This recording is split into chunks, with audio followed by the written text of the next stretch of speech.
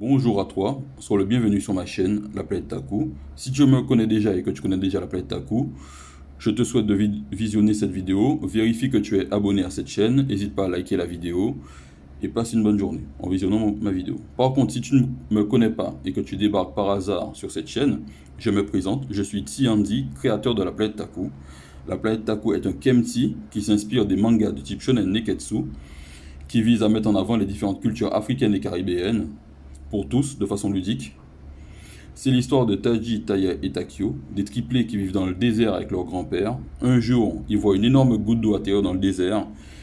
Dans cette goutte d'eau, ils trouveront un individu différent d'eux. Cet individu va leur apporter de l'aventure et également du danger. Voilà. Je te souhaite une bonne journée. J'espère que ma vidéo te plaira. N'hésite pas à liker, à partager si elle t'a plu. Si tu connais des fans de manga, partage également cette vidéo. Bonne journée à toi, bon visionnage.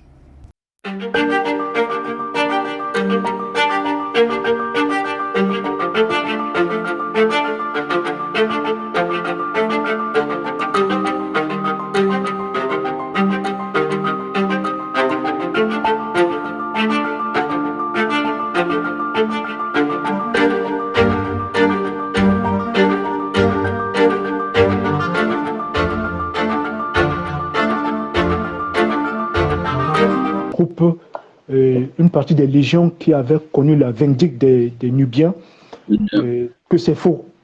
En fait, et la personne donne des arguments valables, l'historien donne des arguments valables, entre autres que la tête de l'empereur romain divinisé avait été rapportée en Nubie, avait été enterrée à la porte d'un, je crois, d'un palais, au seuil d'un palais, si bien que tous ceux qui traversaient pour pénétrer dans le palais, ils piétinaient symboliquement la tête de Rome. Voilà. Et cet historien disait que ça, c'était un affront terrible et qui était effacé dans le sang, le massacre. Mais lorsque la guerre va se terminer entre Rome et la Nubie, les Romains ne vont pas revendiquer cette tête. Voilà, ils ne vont rien demander du tout. Parce que lorsque Rome avait commencé à attaquer la Nubie, les Nubiens ont répliqué. Ils ont repoussé les Romains et ils ont même pris des terres qui avaient été possédées par Rome. Notamment, je parle de... Bon, il faudrait que je retrouve. Mais il y a une terre au nord de la Nubie qui est toujours considérée comme la terre des Nubiens. Et les Nubiens, ils ont repris ces terres.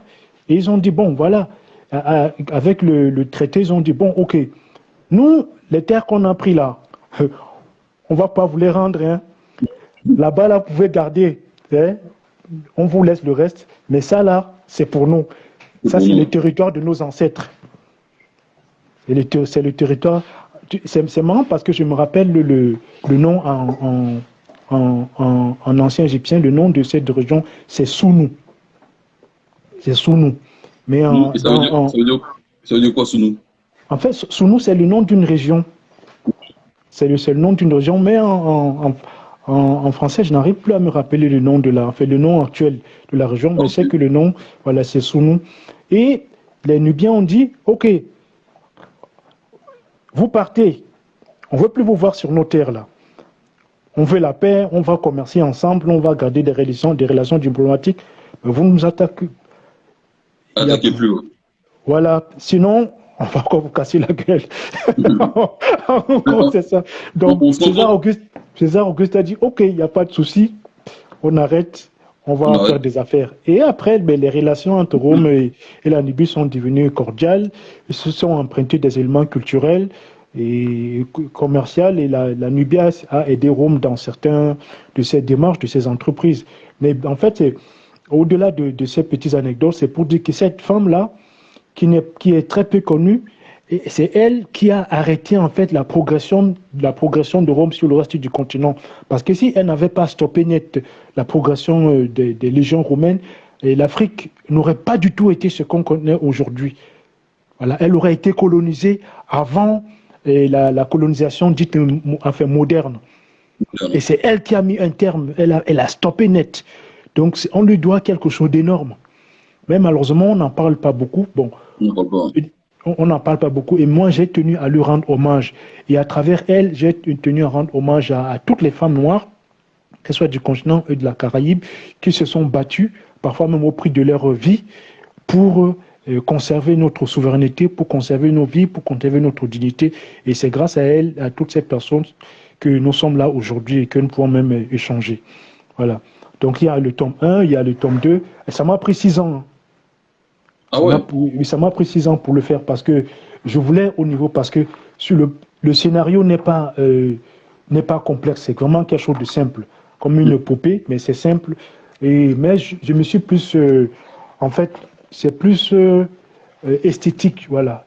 J'ai beaucoup plus travaillé sur l'esthétisme des dessins. Voilà. Okay, Voilà. Je voulais vraiment faire quelque chose de vraiment très très bien. C'est pour ça que ça m'a pris 6 ans. Et comme c'était aussi long, entre autres, je faisais donc d'autres Kemti. Voilà. Et donc, si je peux continuer la présentation, c'est bon? Oui, il n'y a pas de souci. D'accord. Ouais. Donc, mais le tout premier, en fait, le tout premier album que j'ai réalisé, c'est Sundiata, la bataille de Kirina. Voilà, c'était une idée que j'avais depuis longtemps. Je voulais faire ça. Quand j'avais découvert un petit peu les stratégies qui avaient été mises en place par Sundiata Keita pour vaincre Soumaoro Kanté, j'ai trouvé ça génial et je me suis dit, bon, il fallait faire découvrir cette partie de notre histoire, en tout cas de l'Afrique de l'Ouest, à notre jeunesse. Et donc, je me suis mis au travail. Ici, il y a pas mal de témoignages, d'écrits, de récits sur Sundiata, donc je n'ai eu aucun mal à rassembler tous ces récits pour pouvoir faire quelque chose. Voilà, mais c'est juste la bataille de Kirina. Donc à travers cette bataille, on découvre les stratégies qui ont été mises en place, mais également les costumes des chevaliers du Moyen-Âge africain. Moyen-Âge, parce qu'en fait, l'Afrique n'a pas vraiment connu le Moyen-Âge. Parce que quand on sait ce que c'est que le Moyen-Âge en Europe, c'était pas du tout ça l'Afrique. Hein. Parce qu'il y a le Moyen-Âge en Europe, c'est une période plus ou moins obscure, de grandes souffrances pour les populations, alors qu'en Afrique, c'était encore une époque faste. Et pour ceux qui connaissent un peu l'empire du Ghana, et l'empire du Mali, c'est de puissants empires. Il y avait la richesse, il y avait... Bon, les gens vivaient bien. Voilà. Les rues étaient propres, il y avait des arbres plantés d'un côté et de l'autre des avenues. Et les maisons, il y avait des toilettes dans les maisons. Si. En fait, je dis ce petit détail parce qu'à la même époque, en Europe, il n'existait pas de toilettes dans les maisons. Alors, les gens faisaient leurs besoins à travers les fenêtres. Après, on jetait dans les rues. Et ça sentait tellement mauvais que quand on se promenait, les gens mettaient du parfum dans les mouchoirs pour pouvoir respirer. Et c'est ça qui est à l'origine de ce qu'on a du parfum.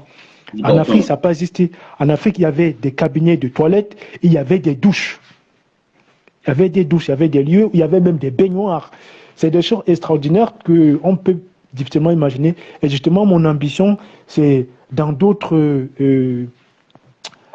Kemti, faire découvrir cet univers de cette période-là, dit médiévale. C'est vraiment une période très, très intéressante. Ouais, c'est très intéressant. Ah oui, c'est très intéressant.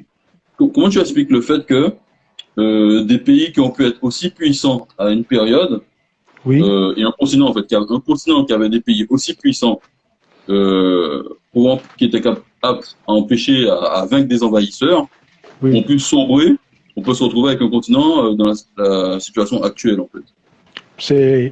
fait. Pour moi, l'explication est simple.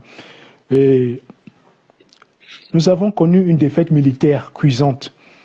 Et cette défaite militaire est due à la technologie des armes. C'est-à-dire que dans les autres pays, notamment en Europe, on va développer les armes à feu. Et chez nous, on n'a pas développé les armes à feu. Et pourquoi on n'a pas développé les armes à feu alors qu'on connaissait la poudre depuis l'Égypte pharaonique?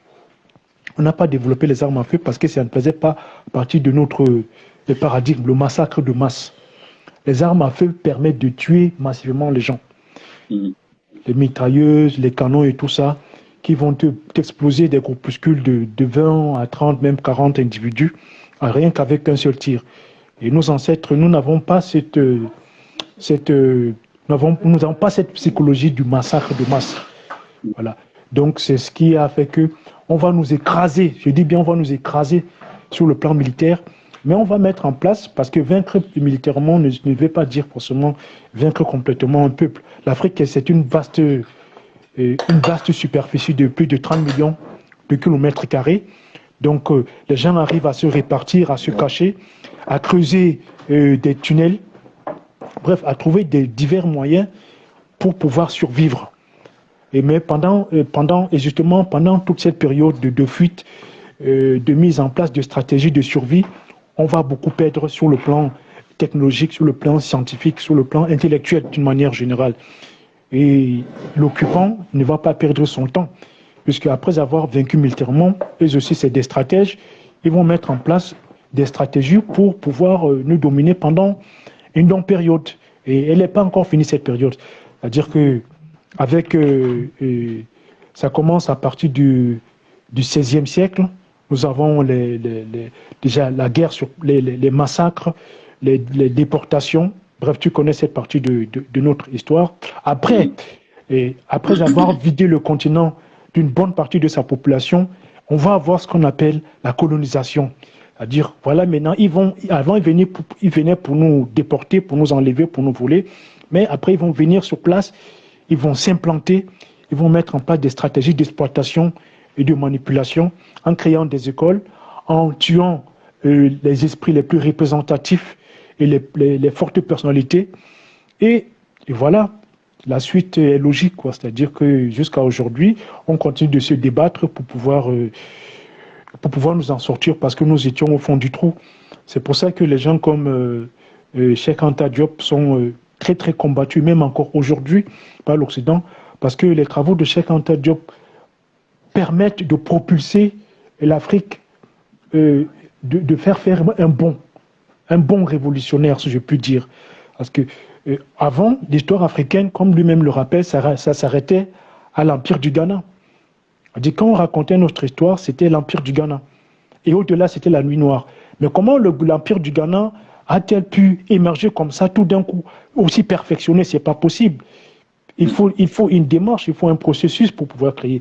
Et donc, Diop, en étudiant un petit peu en étudiant l'égyptien ancien, en étudiant les langues africaines, est tombé par hasard sur l'égyptien ancien, comme il dit lui-même. Mais à partir de là, il ne va plus lâcher l'affaire.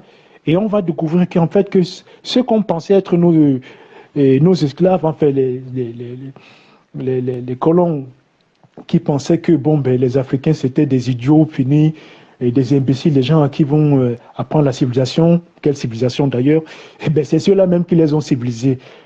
Voilà. La Grèce, qui est la mère des civilisations européennes, puisque en fait, les Romains vont s'appuyer sur la Grèce. La Grèce a été à l'école africaine. Depuis Pythagore, Thalès, Platon, tout ce qui est représentatif de l'intelligence Grèce antique a fait ses écoles en Afrique.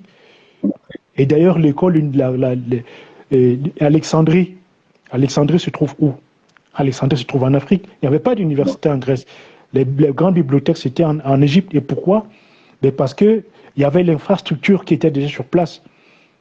Voilà. Donc, toutes ces découvertes-là, les mathématiques, l'astronomie, la chimie et tout ça, il y a même un historien français, Volney s'appelle, qui dit que nous devons tout à l'Afrique jusqu'à l'usage de la parole. Tu te rends compte? C'est un Français qui le dit. Hein. Ça, c'est des gens géniaux et très, très courageux parce que Volney, nous sommes en pleine colonisation, nous sommes en plein esclavage et il a osé dire cela. Donc, ils vont dissimuler tout ça, ils vont cacher tout ça et ce qu'ils ne peuvent pas cacher, ce qu'ils ne peuvent pas prendre, ils vont le bousiller, ils vont le détruire. Et à la place, on va nous mettre des écoles pour perpétuer des valeurs étrangères, pour mettre en place une élite qui doit tout à la France, une élite qu'on a conditionnée. Et nous y sommes encore aujourd'hui. Donc c'est ce qui explique un peu notre condition. Voilà. Aujourd'hui, après avoir créé de grandes civilisations, aujourd'hui, on est en train de se dépatouiller, mais on revient quand même. Parce que passer de 200 millions au XVIe siècle, comme le dit Maes Diop dans Afrique noire, sol, démographie, histoire, au XVIe siècle, l'Afrique avait au moins 800 millions d'âmes. Et vers la fin du XIXe siècle, on n'était plus que 200 millions De 800 millions, on passe à 200 millions, ou même un peu moins, 160 millions. Donc on a fait disparaître. On a fait disparaître. Et aujourd'hui, nous sommes en passe, et d'ici 30 ans, nous allons encore avoir la moitié de la population mondiale. Hey, il a fallu du travail. Il a fallu une résistance multiforme. Parce que la résistance, elle n'est pas forcément armée. Hein. Elle peut être artistique, elle est intellectuelle, elle est dans la façon d'éduquer nos enfants, la façon de se comporter dans la vie. Et voilà. Et donc nous sommes là encore aujourd'hui. Nous voilà qui commençons à imaginer une Afrique, à imaginer un monde noir différent, à imaginer des Kemti et à apporter quelque chose, une richesse au reste du monde. Parce que les gens, ceux qui s'efforcent de nous dominer ne se rendent même pas compte qu'en voulant faire ce qu'ils font, ils s'appauvrissent eux-mêmes. Aujourd'hui, regardez ce que la Chine nous apporte, regardez ce que le Japon nous apporte, regardez ce que l'Inde apporte. Donc les différentes cultures humaines s'enrichissent mutuellement. Il y a des choses que certaines, malgré notre expérience historique, malgré tout ce que nous avons pu faire, nous n'avons pas pensé à le faire parce que l'environnement ne s'y prête pas. Les êtres humains inventent par rapport aux besoins, par rapport à leur environnement. Voilà. Donc aujourd'hui, nous avons le Japon qui nous apporte sa richesse culturelle, l'Inde qui nous apporte sa richesse culturelle, la Chine qui nous apporte sa richesse culturelle, les différentes parties du monde qui apportent leur richesse culturelle. Et ce qui fait que ce que notre cerveau n'a pas pensé, d'autres l'ont pensé. Et dans un contexte, on va dire, plus ou moins mondialisé, même si nous gardons nos différents États, il y a des choses dont nous avons besoin des uns des autres. Et grâce aux autres, nous pouvons avoir cela. Oui. Voilà. Et donc, aujourd'hui, il est du devoir des Africains. Quand je parle d'Afrique, tu comprends, quand je parle des Africains, que ce soit de la Caraïbe ou du continent, de la diaspora du continent, il est de notre devoir de faire ressortir ce que nous avons de plus riche. Et cela demande non seulement une introspection, mais une plongée dans notre histoire, à travers des lectures, à travers des réflexions, à travers des discussions. Voilà. Mais bon, par rapport au fait que nous soyons aujourd'hui, en fait, plus ou moins à la traîne par rapport au reste de l'humanité, c'est pas quelque chose de nouveau et ce n'est pas unique et spécifique à l'Afrique. La Grèce antique, avec notamment Alexandre le Grand, a bien dominé une partie du monde. Mais la Grèce aujourd'hui, elle ne fait même pas partie des premières nations de l'Europe, ni des premières puissances européennes. Elle est très très loin. L'Italie. Voilà, quand tu vois, on pense à ce qu'était la Grèce à une époque. Voilà. Et aujourd'hui, Alexandre le Grand faisait trembler une partie de l'univers. Voilà. Regarde l'Italie avec la Rome antique, César et tout ça, les légions romaines qui allaient partout, qui faisaient trembler le monde. Aujourd'hui, l'Italie, est-ce que l'Italie fait partie des premières puissances du monde? Non, rien. Voilà, le Portugal à une époque aussi. Hein, le Portugal, l'Espagne. Le Portugal, l'Espagne. L'Espagne a fait trembler le monde. Voilà. Voilà. Donc aujourd'hui, ils sont où?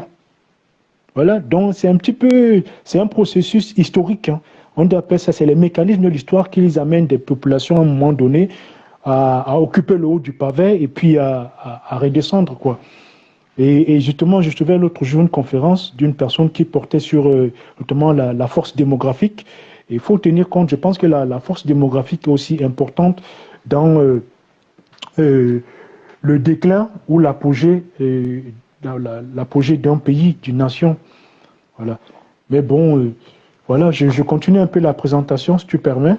Oui, carrément. Il y a Pio qui disait, je lis vite fait ce que Pio a dit, il a dit c'est le massacre intellectuel et mental qui a été le plus terrible pour nous.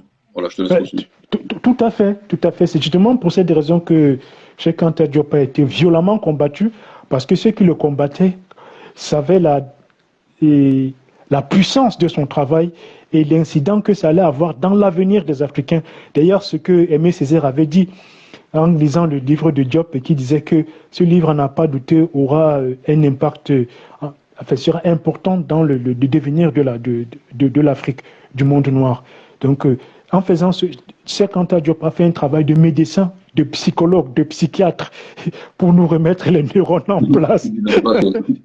Voilà. Donc, en fait, comme Pio le dit si bien, c'est vraiment, c'est surtout sur ce plan-là.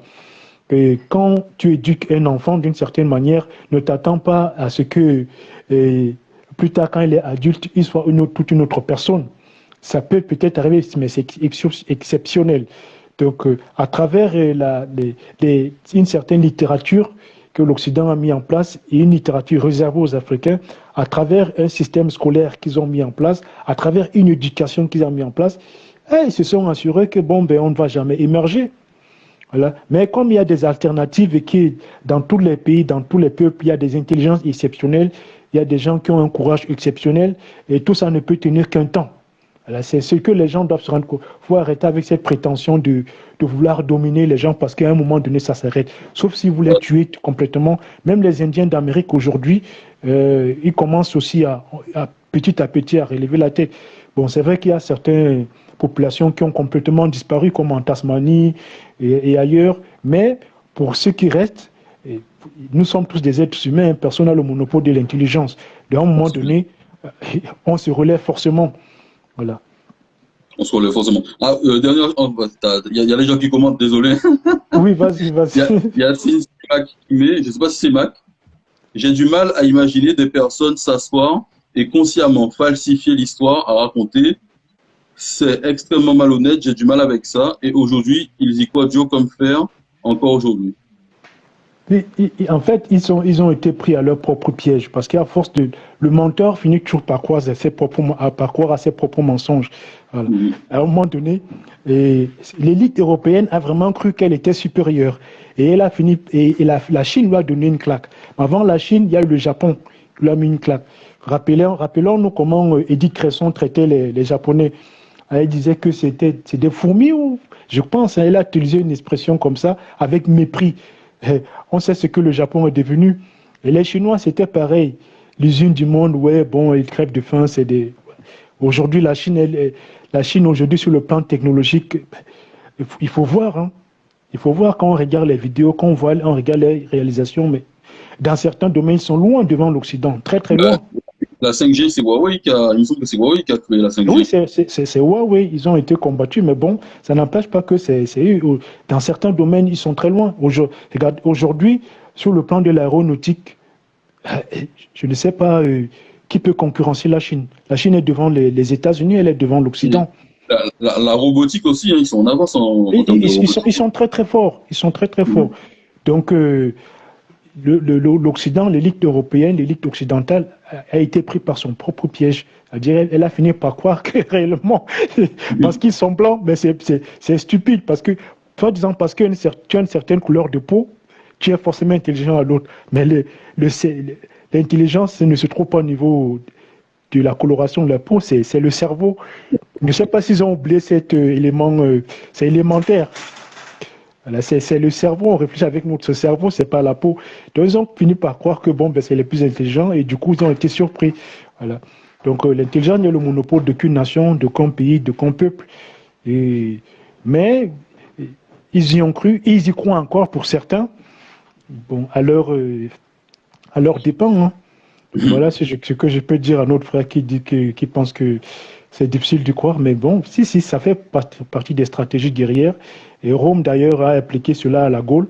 Quand Jules César dit que les Gaulois sont d'habiles imitateurs, voilà, il veut dire par là qu'en fait, c'est des gens qui ne créent pas. Parce que créer et imiter, c'est deux choses différentes. Pourtant, c'est fou. Les Gaulois avaient une maîtrise de la métallurgie qui était bien supérieure à celle des Romains. Voilà, mais bon, c'est comme ça. Pour dominer, parfois on utilise le mensonge. Et tant que ça marche, bon, ben, on s'y cramponne. Et quand ça ne marche plus, on s'y cramponne aussi. Parce que, bon, on n'a pas imaginé autre chose. Mais c'est trop tard. C'est-à-dire que tu as des gens qui vont faire des choses, qui vont créer, ils vont imaginer des choses. Et il y en a d'autres qui viendront après et qui diront, ben, ouais, on a fait ça ici. Et ils vont complètement annihiler ce que les autres ont fait. Et tout à fait. Tout à fait. Donc, je peux continuer ou pas? Oui, carrément. Je dis juste, c'est grâce à Internet pour nous de plus en plus les yeux. Voilà, bon, je te laisse continuer ta présentation. J'ai pas compris. Il a dit, Vas-y. Pio, il a marqué, c'est grâce à Internet qu'on ouvre de plus en plus les yeux. Ah oui, c'est sûr que Internet a beaucoup joué. Et ça a été un élément, ça a été un élément crucial dans l'accélération de notre prise de conscience. Voilà, entre des présentations de très très bonne qualité et des interventions de très très bonne qualité. Donc c'est pour ça que je pense que l'Afrique va se relever beaucoup plus vite, par exemple, que la Chine ne l'a fait d'ailleurs, parce qu'ils n'ont pas forcément bénéficié des technologies de l'information que nous avons aujourd'hui. Donc le processus va être beaucoup plus rapide. Voilà. Donc en fait, il y a un autre. J'avais publié Tchaka, l'enfance d'un roi, mais en album. Mais avant, il était publié en feuilleton, sous forme de feuilleton. Mais malheureusement, bon, je n'ai même plus aujourd'hui un exemplaire à vous présenter. Mais bon, Tchaka, c'est l'enfance d'un roi présente en fait l'enfance de l'empereur Zulu. Voilà.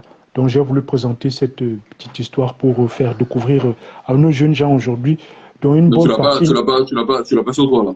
Non, je l'ai pas sur moi. Mais c'est juste pour. Je suis vraiment désolé, je l'ai pas sur moi. Le dernier exemplaire, j'ai fini par le donner à une personne qui le voulait vraiment. Donc j'ai fini par céder. Donc là, je vais vous présenter Isis et Osiris. Là, si vous voyez bien. Voilà. Isis et Osiris qui parlent de la cosmogonie pharaonique, comment nos ancêtres ont imaginé l'existence. Parce que souvent, quand on parle de la création du monde, on pense soit à la version biblique ou peut-être à la version coranique ou autre, mais nous n'avons pas forcément idée de la manière dont nos ancêtres ont présenté comment le monde a été créé, si on peut dire ça comme ça. Et donc, en réalisant ce petit livre, j'ai voulu présenter aussi la manière dont nos ancêtres ont conçu, ont pensé le monde, comment le monde vient au monde.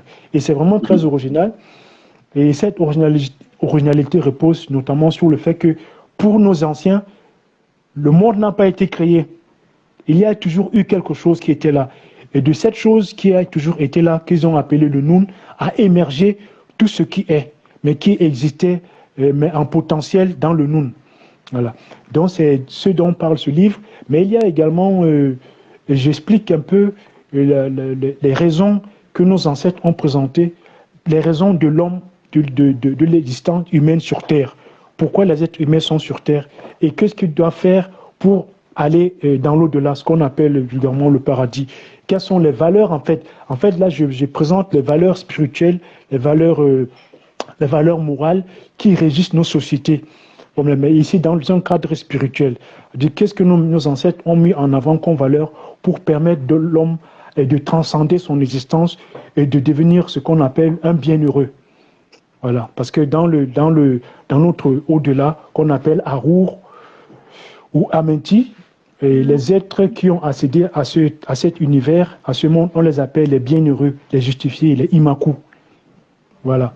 Donc, d'où un peu, pour moi, l'importance de ce petit livre, parce que c'est vraiment une sorte d'initiation à la spiritualité africaine. Voilà. Quel que soit le pays, hein, quelle que soit la culture, parce que l'Égypte antique, comme c'est une civilisation qui est éloignée dans le temps, donc ça renferme un peu tout ce que nous avons de commun et qui va se diversifier dans le temps et dans l'espace. Voilà.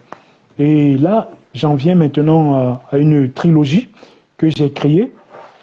Et pour moi, c'était vraiment quelque chose de fondamental, important. Et cette trilogie, en fait, parle, voici, il y a Kama. Voilà. Kama, il était une fois en Afrique, qui parle des origines de l'humanité. L'humanité, dans quelle région elle est née, pourquoi les premiers êtres humains étaient noirs, et comment ces êtres humains vont se disperser dans le monde et donner d'autres types ethniques. Donc, en fait, ce livre explique les origines de l'humanité, les diversités sur le plan du phénotype, en fait, du type physique. Voilà.